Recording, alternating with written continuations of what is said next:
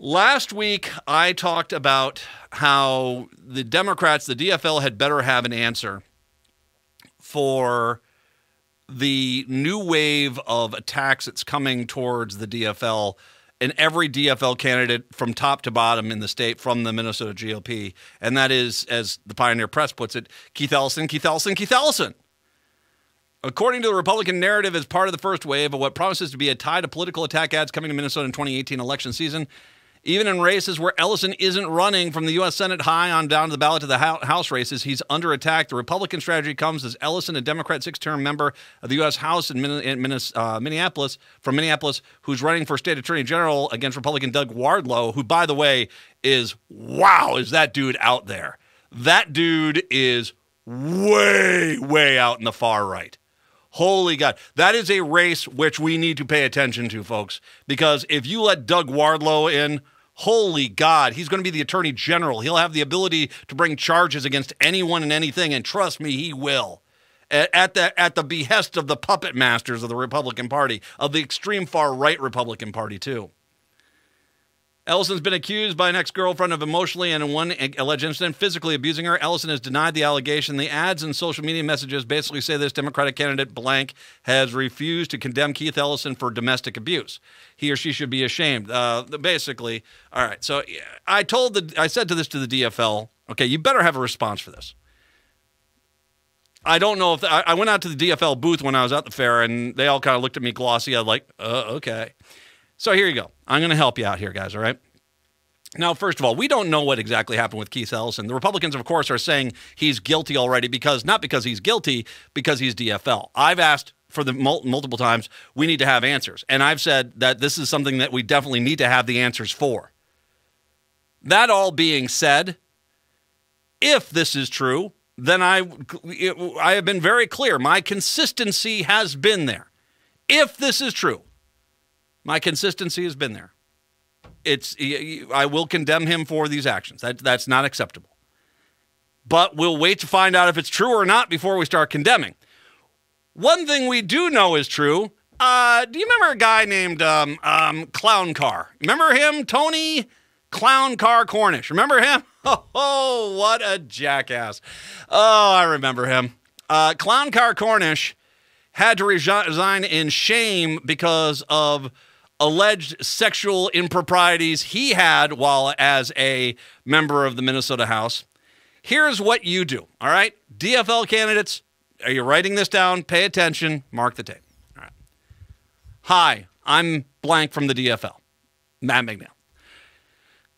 I am bothered by the allegations against Keith Ellison myself. Until we know the facts, here's what I will say. If he's guilty, I condemn his actions 100%. Now, I would like my opponent to show me anywhere on their social media pages their condemnation of Tony Cornish, who had to resign in shame because of alleged sexual improprieties. I'm waiting because I don't think they ever have. Ever condemned Tony Cornish. Ever. This is them basically trying to be pious while making accusations. They're not. They only get upset when it's not Donald Trump or not Tony Cornish. It is only Democrats. You're welcome. There you go. Where's your condemnation of Donald Trump sleeping with a porn star right after his son was born? And then basically paying off the National Enquirer to try to bury the story with him and Karen McDougal. Oh, by the way, he was having an affair with the porn star there. Or how about the time he basically said he wanted to sexually assault the married woman? Oh, God. Have you ever condemned that? No? Then shut up. And that's how I would say it, too. When you start condemning Trump for his indiscretions, then I will gladly be much more vocal about mine. But from what I see is you guys got a lot of catching up to do because you don't condemn any Republican for sexual misconduct. And when they say, I've always been against it, say, show me where the Tony Cornish is. Show me where your Tony Cornish won. Where's your Tony Cornish? I've looked on your Twitter feed. I've looked on your Facebook posts. I don't see it. I haven't seen a press release. Where's your condemnation of Tony Cornish? Where's your condemnation of Donald Trump's behavior? I don't see it. Where is it? These have been out there for a year plus in the case of Tony Cornish, in 2 years basically for Donald Trump. Where's the condemnation? I don't see it. Yeah, throw it back at them. Because you know what? And that's the key. Don't make this about Keith Ellison. Make this about how the Republicans refuse to condemn any Republican who commits heinous sexual indiscretions. Allegedly.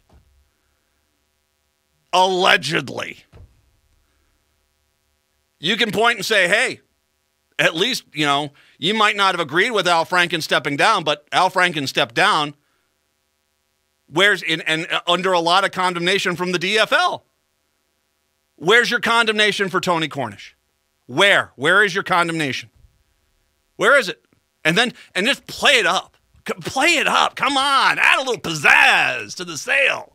Where is it? I mean, I don't see it. Do you see it? Is it under the computer? I don't see it under there. Do you have another Facebook or Twitter page I can look at? Because I don't see this anywhere. Is it in your private one? Well, let's see your private one. I mean, we'll be able to test the data on that to see if it's you actually condemned them.